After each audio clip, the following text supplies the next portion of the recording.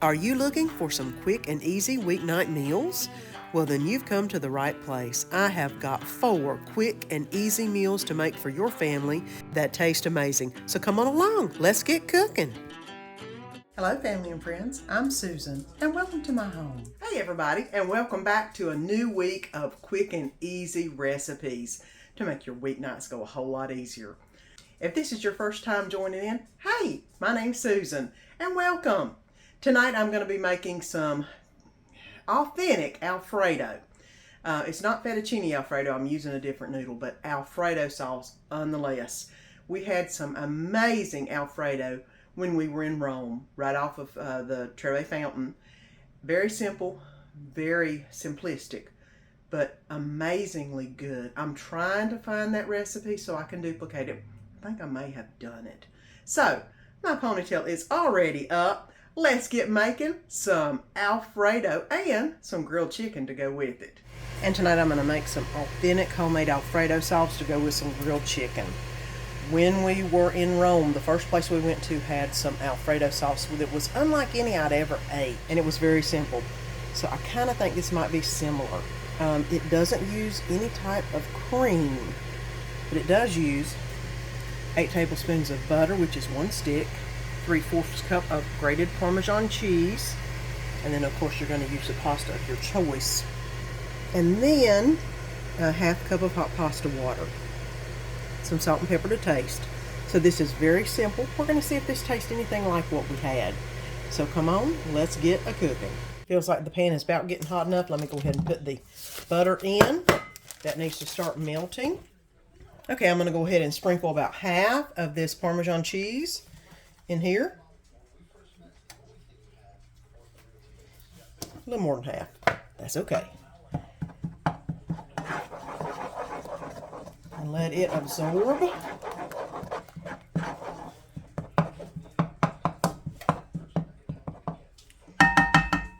Now I'm going to add the pasta in.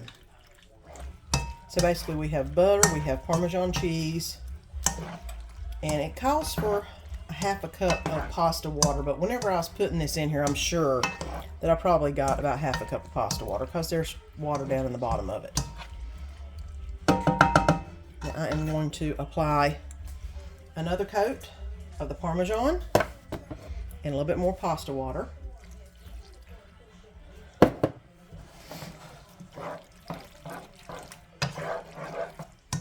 Now let me see how this is. I'm going to add some salt and pepper to it, and then it'll be time to plate up and see how closely this is to what we had in Rome. It was not thick like they have in the United States. It was very thin. I thought it did have some milk in it, but I don't think it had cream in it, but this is not got either in it, which is wild. But they say this is authentic Alfredo. So let me go ahead and get this plated up. Now let's go ahead and get the grilled chicken on the plate. And this is just chicken with salt and pepper, not much else. Give it a little bit of flavor. And then put some of this pasta on there.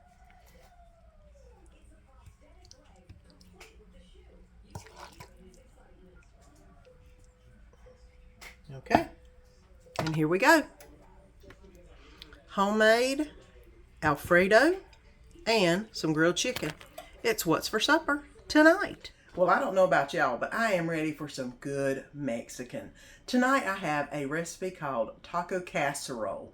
I've done a couple different variations of this. My homemade taco bake is one that's very close, but this one adds a little extra something to it. So, my ponytail is already up. Come on, guys, let's get to making some amazing Mexican food. Taco Casserole tonight. That's what's for supper. And tonight we're going to be having some Taco Casserole. A little different than the taco bake, but similar.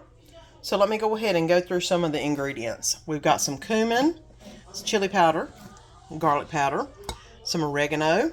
I've got some whole kernel corn, black beans, and I've got some paste medium salsa, some onion, bell pepper, and of course hamburger meat that I'm browning up. So let me go ahead and get the hamburger meat browned up, and then we'll come back in and whenever I put the peppers and onions in. I have browned the hamburger meat, and I have also drained it. I'm going to go ahead and add in the bell pepper, which I should have got red bell pepper. All I had is green. It will be fine. We'll go ahead and let this cook up a little bit until all the green pepper melts down. Or excuse me, softens up. Probably give that about a few minutes. And then I'll add the onion in. Peppers have gotten a little bit soft, so now it's time to add the onion in and let them meld into the mixture. I'm going to go ahead and turn the oven on. That way it can be heating up, so whenever we get all this put together, it'll be ready to be put into the oven. Now it's time to add the spices. I'm going to put in some chili powder, some cumin, garlic powder, oregano, salt and pepper, 1 cup of corn, 1 can of black beans, and 1 cup of salsa.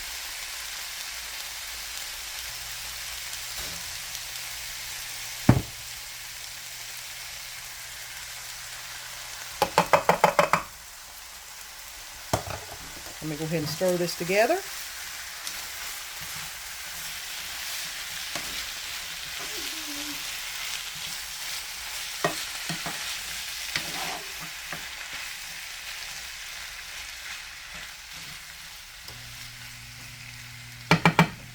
Now it's time to layer it in the baking dish. I've got a 9 by 13 pan. I'm going to go ahead and put the remainder of the salsa in there and spread it out so it kind of covers the bottom. That way the tortilla shells don't stick to it. And then I'm going to put 4 tortilla shells.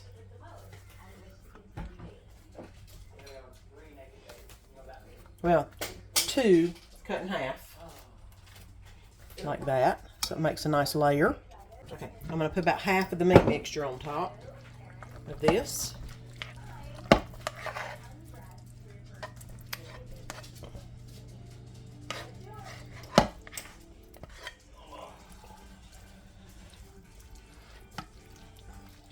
Now I'm going to go ahead and add some cheese. I have Mexican cheese and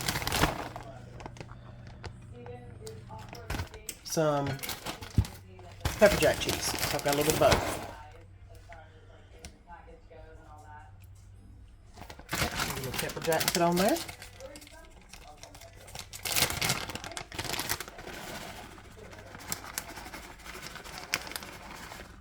Get a good cheesy layer going here. All right. Let me go ahead and lay the next layer of shells.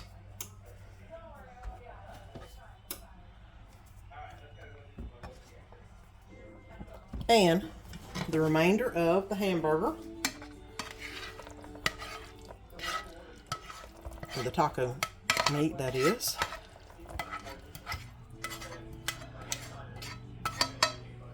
Alright, let me spread this out a little bit. It's going to be a thinner layer because this is the top layer.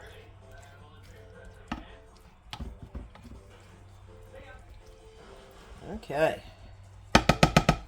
Now, I'm going to layer the remainder of the cheese on.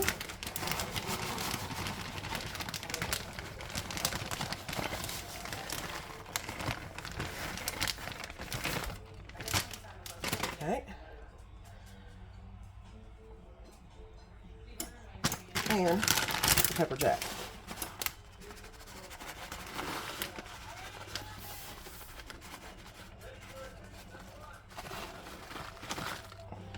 Okay. I'm going to cover this with foil and then put it in the oven for 25 minutes. And I put it in the oven for 20 minutes, tuck the aluminum foil off for 5. You could get it darker, browner, but I didn't. So let's get it cut up and plated up. And here we go. Taco Casserole. It looks amazing. Can't wait to taste it. And it's what's for supper tonight. And I'm ready for something that's quick and easy tonight. We're going to be making some honey garlic pork. It's actually a pork bowl, but Danny doesn't like things in a bowl. So we're not going to be doing a bowl for him. I'll do a bowl for me. But let me get this ponytail up and let's get to making some honey garlic pork. And tonight I'm going to make some honey garlic pork rice bowls. Need a little lemon juice, some olive oil, some honey, some butter, salt and pepper, some garlic, a little bit of chicken bouillon, and some cornstarch, along with, these are actually 4 pork chops that were bone in. I thought they were not bone in, but they were. I had to cut them off the bone. So those are ready to be put in the pot. But let me go ahead and get everything going so we can get these rice bowls started. And I'm going to go ahead and add about, it says 2 teaspoons of cornstarch. That looks good. Some salt and some pepper to a bowl.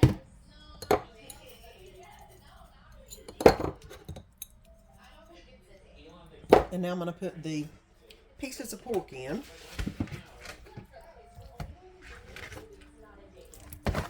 So I can get them kind of covered in the cornstarch.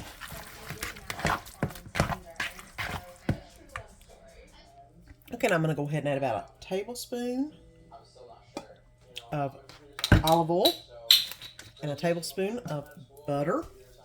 I'll go ahead and let that melt down. And then it'll be time to get our pork in the pan. Now everything is heated up. I'm going to go ahead and add the pork in.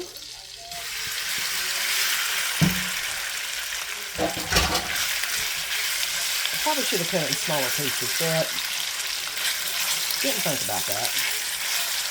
I'll brown them up just a little bit. It's time to add the spices to it. And I think I'm going to drain a little bit of this oil out because I did put a little bit too much. Okay, let's go ahead and start adding all the ingredients in. I'm going to go ahead and put in the chicken broth of the chicken base, lemon juice, the garlic, the honey. Gosh, if I can get it out. I forgot to spray my vehicle. I forgot to spray my thing, but hey, that worked really good. And a dab of sriracha. I'm not going to put much because I don't know how spicy I'm going to want this.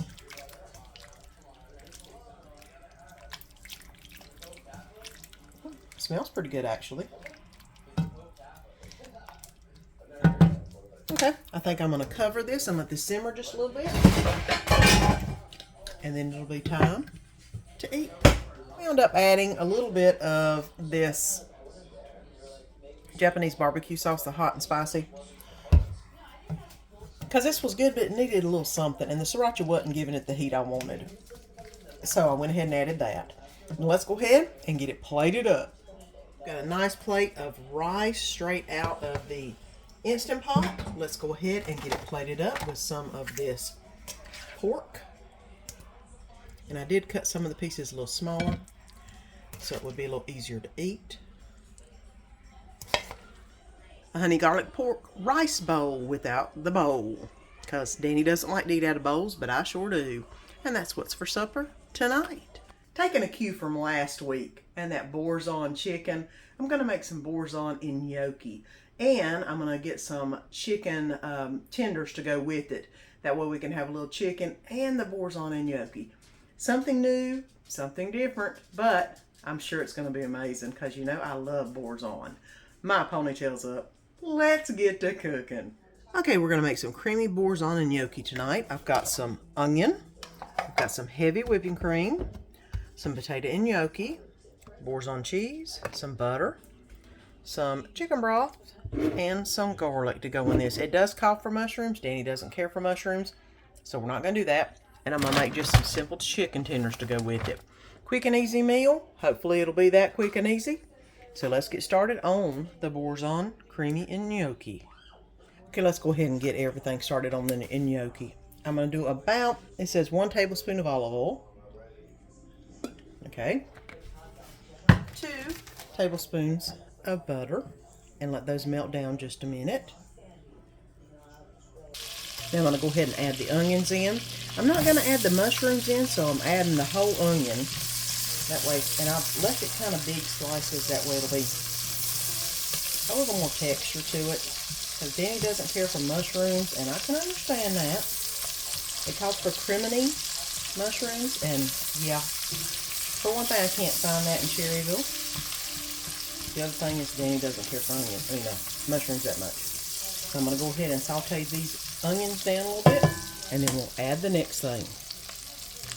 I'm going to go ahead and add in the 2 to 3 garlic cloves, which you know, with the minced garlic, it's about 2 to 3 teaspoons. Okay, 2 heaping teaspoons of garlic.